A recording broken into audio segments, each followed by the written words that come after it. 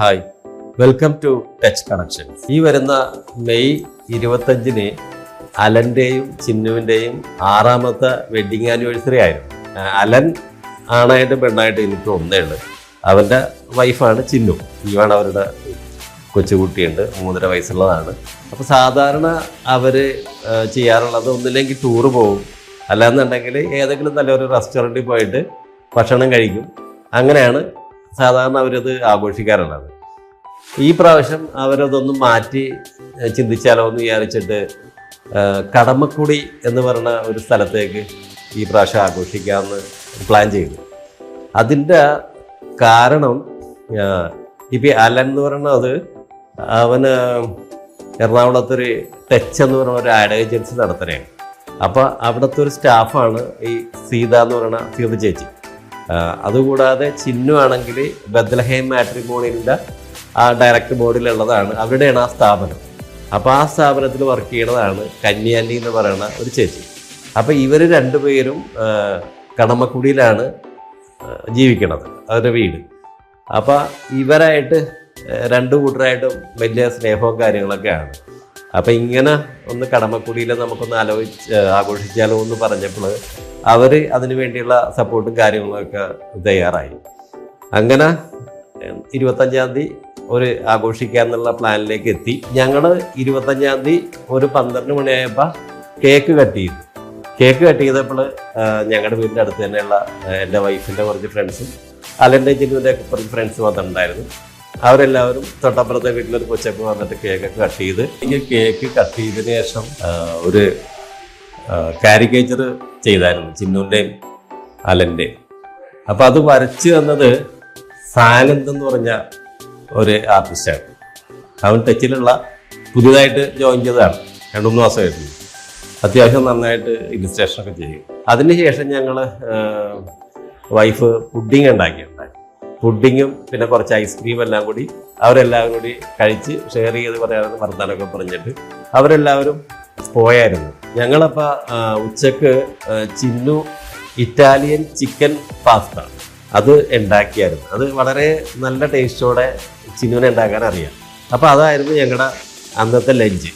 അതെല്ലാം കഴിച്ച് ഞങ്ങൾ കുറച്ച് നേരം റെസ്റ്റൊക്കെ എടുത്തിട്ട് 5 മണിക്ക് ശേഷമാണ് ഞങ്ങൾ കടമക്കുടിയിലേക്ക് പോകാനായിട്ട് പ്ലാൻ ചെയ്തത്. നമ്മൾ അവിടെ ഒരു 5:45 പോയി. എന്നിട്ട് ഞങ്ങൾ സൂചിച്ചതാ ഈ ഫുഡ് ഉണ്ടാക്കണ ഒരു സ്ഥലമുണ്ട്. അതായത് അങ്ങേരാണ് ഈ അവിടെയുള്ള റെസ്റ്റോറൻറ്റുകാർക്കൊക്കെ നല്ല ഫുഡൊക്കെ ഉണ്ടാക്കണം.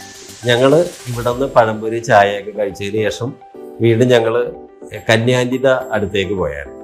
അപ്പോൾ ഞങ്ങൾ കന്യാൻറ്റിയുടെ വീട്ടിൽ ചെന്നപ്പോൾ കന്യാൻറ്റിയുടെ വീടും ഇതേപോലെ തന്നെ പടിഞ്ഞാറ് വശത്തൊരു പുഴയുടെ അടുത്താണ്. അപ്പോൾ അവിടെ ചെന്ന് കന്യാൻറ്റിയുടെ വീട്ടിൽ നിറയെ ചെടികളൊക്കെ ഉണ്ട്, മുല്ല, അങ്ങനെ കുറേ ചെടികളുണ്ട്. അപ്പോൾ ഞങ്ങളുടെ വീട്ടിൽ കുറേ ചെടികളുള്ളതുകൊണ്ട് നമുക്കിതിനോടൊക്കെ പ്രത്യേകം താല്പര്യമായി. പിന്നെ പുഴയുടെ അടുത്ത് പോയി കഴിഞ്ഞപ്പോൾ ഈ മഴയത്ത് അവിടെ വള്ളങ്ങളൊക്കെ മുങ്ങിക്കിടക്കണേ. അപ്പോൾ അങ്ങനത്തെ ഒരു അവസ്ഥയുണ്ട്. അപ്പോൾ അവിടെയും കറണ്ടില്ല. കടമക്കുടിയെ കുറിച്ച് പറയുകയാണെന്നുണ്ടെങ്കിൽ കടമക്കുടിക്ക് ഒരു ചെറിയൊരു ചൊല്ലുണ്ട്. അതായത് പണ്ട് കാലത്ത് 4 വർഷം ചുറ്റപ്പെട്ടൊരു ദ്വീപായിരുന്നു. അപ്പം അങ്ങോട്ട് കടക്കാനൊക്കെ ഭയങ്കര പാടാണ്, ഇവിടെ എത്തപ്പെടാൻ ഭയങ്കര പാടാണ്. ഇനി അഥവാ അവിടെ കടന്നുകൂടിയാലാ തിരിച്ചു പോരാൻ. കടമക്കുടിയിൽ ചെന്ന് കഴിഞ്ഞാൽ നമ്മൾ കടന്നാൽ കുടുങ്ങി, അങ്ങനെ ഒരു പേരുണ്ട്. അപ്പം കടന്നാൽ കുടുങ്ങി എന്ന വിശേഷമാണ് അവസാനം കടമക്കുടി എന്നായത്. അപ്പോൾ പക്ഷേ പണ്ട് കാലത്ത് ഇത് അവിടെ സ്കൂളോ അങ്ങനെ കാര്യങ്ങളൊന്നും ഉണ്ടായിരുന്നില്ല. അവിടെ കൂടുതലും ആൾക്കാർ ഈ കൃഷിയും പിന്നെ മീൻപിടുത്തവും താറാവ് കൃഷിയും ഒക്കെ ആയിട്ടാണ് അവർ ജീവിച്ചത്. അവിടുത്തെ ഏറ്റവും വലിയ പറയപ്പെടുന്ന കൃഷി പൊക്കാളിയാണ്. പൊക്കാളി എന്ന് പറയുന്നത് അത് ഈ വെള്ളത്തിൽ നിന്നൊരു 3 അടിയോളം ആ ഞാറിങ്ങനെ കൊണ്ടു നിൽക്കും. എന്നിട്ട് നല്ല വലിയ അരിയാണത്. അത് ഭയങ്കര ടേസ്റ്റാണ് അത് കഴിക്കാനായിട്ട്. അത് പണ്ട് കാലങ്ങളിൽ ചിറ്റൂര്, ചേരാനല്ലൂര്, വരാപ്പുഴ ഒക്കെ ഈ പൊക്കാളി കൃഷി ഉണ്ടായിരുന്നു. ഞാനീ പറയണത് എനിക്ക് ചിറ്റൂര് കുറച്ച് കൃഷി ഉണ്ടായിരുന്നു. ഞങ്ങളും പൊക്കാളിയായിരുന്നു അവിടെ കൃഷി നടത്തിയത്. പൊക്കാളി ഭയങ്കര ടേസ്റ്റുള്ള സാധനമാണ്. പൊക്കാളി ഇപ്പം കൃഷി അത് ചെയ്യണില്ല. ഇതിന് എനിക്ക് തോന്നുന്നത് പൊക്കാളിക്ക് 1 കിലോ അരിക്ക് എന്നാലും 120-150 രൂപ എടുത്ത് വരും. ദുബായിലൊക്കെ ഭയങ്കര ഡിമാൻഡാണ്. ഇപ്പം ഇത് മാറി. ഇപ്പം ഇവിടെ സ്കൂളൊക്കെ വന്ന് എല്ലാവർക്കും വിദ്യാഭ്യാസമൊക്കെ ആയി, റോഡ് വന്നിട്ടുണ്ട്. ഇപ്പോൾ കുറച്ചേ ബസ് വരുന്നുള്ളൂ, എങ്കിലും റോഡ് വന്നിട്ടുണ്ട്. അതുകൂടാതെ ചാത്തനാടെന്നൊരു ബ്രിഡ്ജ് വരുന്നുണ്ട്. അപ്പോൾ അതിങ്ങനെ ഓപ്പൺ ആയിട്ടില്ല.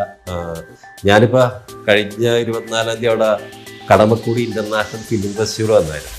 അപ്പോൾ ഞങ്ങൾ ജസ്റ്റ് ഒന്ന് കവർ ചെയ്യാൻ പോയിരുന്നു. അപ്പോൾ ഞാൻ ഈ ചാത്തനാടിൻ്റെ ഫോട്ടോ ഒക്കെ എടുത്തിട്ടുണ്ടായിരുന്നു ആ ബ്രിഡ്ജിൻ്റെ.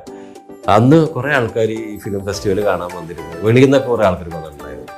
Shri Girish Kasravalli, Srimati Ananya Kasravalli will deliver the welcome address. She is a social activist, She chose us Father Agustin Matuli.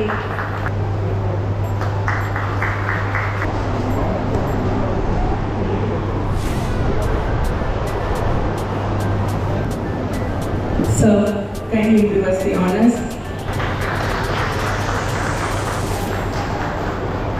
അപ്പോൾ കടമക്കുടി ശരിക്കും പറഞ്ഞാൽ ഇപ്പോൾ അറിയപ്പെടുന്ന ഒരു നാടായിക്കൊണ്ടിരിക്കുകയാണ്. കാരണം ഈ ടൂറിസം വല്ലാണ്ട് സപ്പോർട്ട് ചെയ്യുന്നുണ്ട് ഇവരെ. കാരണം എറണാകുളത്ത് നിന്ന് ഒരു 20 മിനിറ്റ് കൊണ്ടിട്ട് കടമക്കുടിയിൽ എത്താൻ പറ്റും. പിന്നെ നിറയെ റിസോർട്ടുണ്ട്, കയാക്കിങ്, അങ്ങനെ കുറേ സംഭവങ്ങൾ ഇപ്പോൾ ഉണ്ട്. അപ്പം ഇപ്പം കടമക്കുടിയുടെ ഒരു ലെവല് മാറിക്കൊണ്ടിരിക്കണേ. ഇപ്പം കടമക്കുടി എന്നുള്ള സംഭവം പൊന്നുംകുടി എന്നുള്ള രീതിയിലാണ് മാറണത്. ഡിന്നർ കഴിക്കാൻ തുടങ്ങിയപ്പോൾ ഭാഗ്യത്തിന് കറണ്ട് വന്നു. അവിടെ 5 ദിവസം കഴിഞ്ഞിട്ട് കറണ്ട് വരുള്ളൂ എന്നാണ് പറഞ്ഞത്. പക്ഷേ ഞങ്ങൾ പ്രതീക്ഷിക്കാതെ ഈ കറണ്ട് വന്നപ്പോൾ എല്ലാവർക്കും സന്തോഷമായി. അപ്പോൾ അത് കാരണം നമുക്ക് ഫാനിട്ട് ഭക്ഷണം കഴിക്കാൻ പറ്റി. അപ്പോൾ ഈ ഫുഡ് അറേഞ്ച് ചെയ്തേക്കുന്നത് ഈ വീടിൻ്റെ ബാക്ക് സൈഡിലുള്ള ഒരു ഏരിയയിലാണ്. അപ്പോൾ അവിടെ 3 വശം ഇങ്ങനെ ഓപ്പണാണ്, സ്ക്രീനുണ്ട്. അപ്പോൾ ഞാനതെല്ലാം പൊക്കി വെക്കാൻ പറഞ്ഞു. അതിൻ്റെ പ്രശ്നം എന്ന് പറഞ്ഞാൽ നമുക്ക് പുഴ കണ്ടിട്ട് ഭക്ഷണം കഴിക്കാം. അപ്പോൾ പുഴയുടെ അതിലെ കൂടി ആൾക്കാർ വഞ്ചിയിലൊക്കെ പോകുന്നത് കാണാം. അപ്പോൾ അങ്ങനെ അവിടെ ഇരുന്ന് ഡിന്നറൊക്കെ കഴിച്ചുകൊണ്ട് നമ്മൾ ചെറിയ മഴ വന്നു. അപ്പോൾ എല്ലാവരും പറയും നമുക്ക് ഇതെടുത്ത് മാറ്റിയിട്ട് അകത്തേക്ക് പോകാമെന്ന് പറഞ്ഞു. നമ്മൾ വേണ്ട, മഴയൊക്കെ ഇരിക്കട്ടെ. അപ്പോൾ അതിൻ്റെ ഒരു സൗണ്ടും അതിൻ്റെ ചെറിയൊരു ചാറ്റടിയൊക്കെ കൊണ്ടിട്ട് അവിടെ ഇരുന്ന് കഴിച്ച് ഞങ്ങൾ. പക്ഷെ അതൊരു ഭയങ്കര അനുഭവമായിരുന്നു. കാരണം അവിടെ ഇതേപോലെ തന്നെ വലിയ കരിമീനാണ് അവർ മേടിച്ച് റെഡിയാക്കിയത്. വലിയ കരിമീൻ ഫ്രൈ ഉണ്ടായിരുന്നു, ചിക്കൻ റോസ്റ്റ് ഉണ്ടായിരുന്നു, കക്ക ഫ്രൈ വെച്ചിട്ടുണ്ടായിരുന്നു, പിന്നെ ബീഫ് കട്ട്ലേറ്റ് ഉണ്ടായിരുന്നു, കുറേ കറികളൊക്കെ ഉണ്ടായിരുന്നു. അങ്ങനെ ഞങ്ങൾ അവിടെ നിന്ന് രാത്രി ഒരു 10 മണിക്കാണ് തിരിച്ചു പോകുന്നത്. ഭയങ്കര ഒരു സന്തോഷമുള്ള ഒരു വെഡിങ് ആനിവേഴ്സറി ആയിരുന്നു അത്. ഞങ്ങൾക്കും അത് ഭയങ്കര ഒരു ഹാപ്പിനെസ് ഉണ്ടാക്കി. കൂടെയുള്ള ഇവർക്കും ഒരു സന്തോഷകരമായ കുറച്ച് സമയം അവരെ കൂടി സ്പെൻഡ് ചെയ്യാൻ പറ്റി. അവർക്കും നല്ലതായിരുന്നു. അങ്ങനെ ഒരു വേറിട്ടൊരു സംഭവമാണെന്നുള്ളതാണ് എൻ്റെ ഒരു കാഴ്ചപ്പാട്. അപ്പോൾ നിങ്ങൾക്ക് ഇത് ഇഷ്ടപ്പെടുന്നുണ്ടെങ്കിൽ എന്തെങ്കിലും ഉണ്ടെങ്കിൽ കമൻറ്റ് ചെയ്യാം. അപ്പോൾ അടുത്ത വീഡിയോയിൽ നമുക്ക് കാണും വരെ ഗുഡ് ബൈ.